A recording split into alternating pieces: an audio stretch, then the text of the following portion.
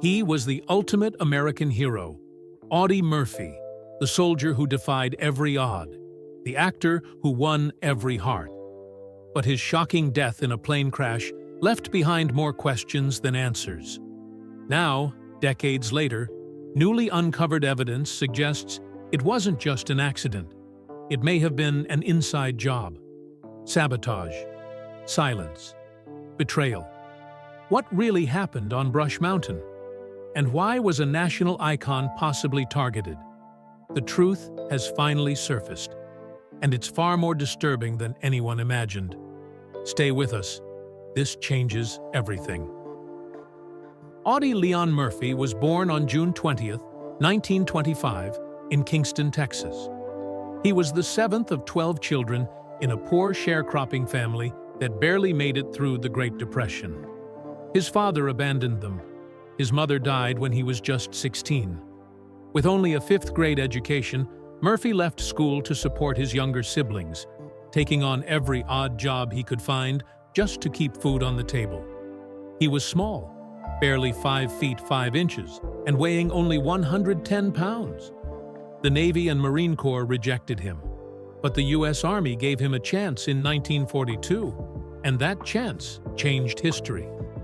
During World War II, Murphy proved himself in campaigns across North Africa, Italy, France, and Germany.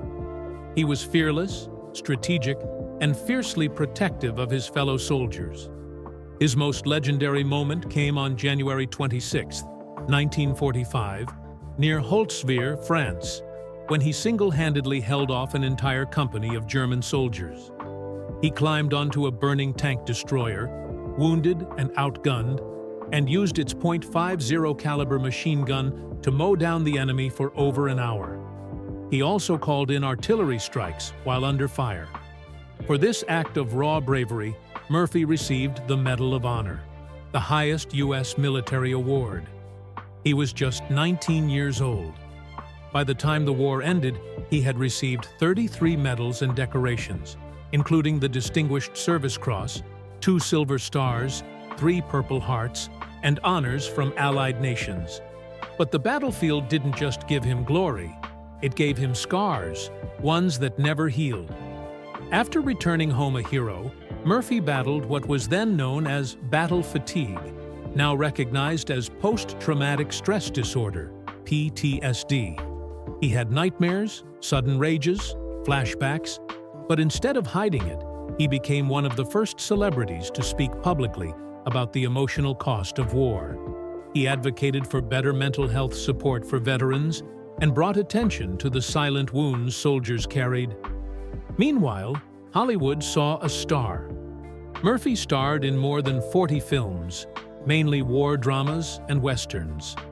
His most iconic role came in 1955 with To Hell and Back, a film based on his own memoir. He played himself, reliving the battles he fought. It became one of Universal Pictures' biggest box office hits at the time, and Audie Murphy became a household name. Despite his success, he never took to fame. He once said he didn't think of himself as a great actor, but his honesty, humility, and quiet strength made him unforgettable. He also dabbled in songwriting, penning country songs recorded by legends like Dean Martin and Charlie Pride. In 1957, he shared the screen with James Stewart in Night Passage, proving he could hold his own among legends. By 1959, Murphy was starring in 3 major westerns: The Wild and the Innocent, Cast a Long Shadow, and No Name on the Bullet, where critics praised his haunting performance as a hitman with depth. He continued making waves on television, appearing with Thelma Ritter in an episode of Star Time called The Man. He brought that same authenticity to The Big Picture, a U.S. Army television series where he hosted and narrated episodes like Broken Bridge, traveling across Germany, Italy, Turkey, and New Mexico to showcase cutting-edge military technology. In 1960, his service was honored with the Outstanding Civilian Service Medal. Creative partnerships defined his rise in film. Working with writers like Claire Huffaker and the husband-wife team Willard and Mary Willingham, Murphy delivered memorable performances in westerns like 7 Ways from Sundown, Posse from Hell, Battle at Bloody Beach, Bullet for a Bad Man, and Arizona Raiders. His last major western role came in 1967 in 40 Guns to Apache Pass. He even filmed Trunk to Cairo in Israel in 1966, stepping beyond the boundaries of traditional American cinema.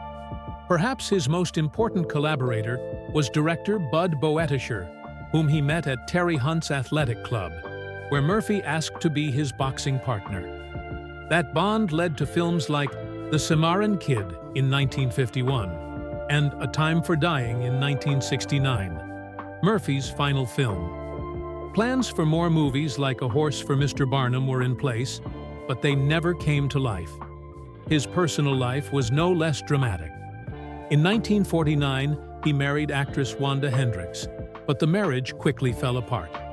Fame, stress, and Murphy's psychological struggles were too much. They divorced in 1951. Only 4 days later, he married Pamela Archer, a former airline stewardess.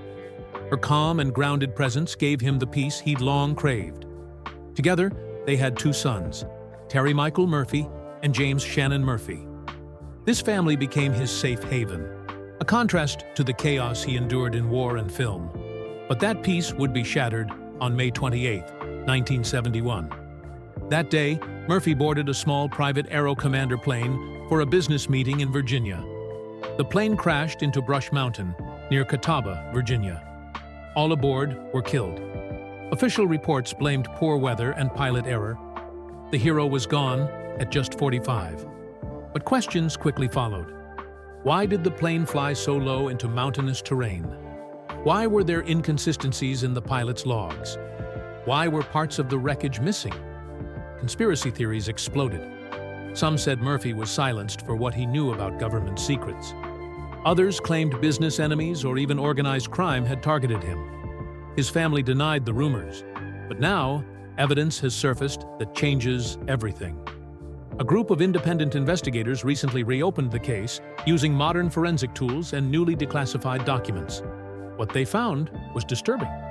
The aircraft's control system showed signs of tampering, wires cut and rerouted in a way that pointed to deliberate sabotage. Even more alarming, retired officials and new witnesses came forward.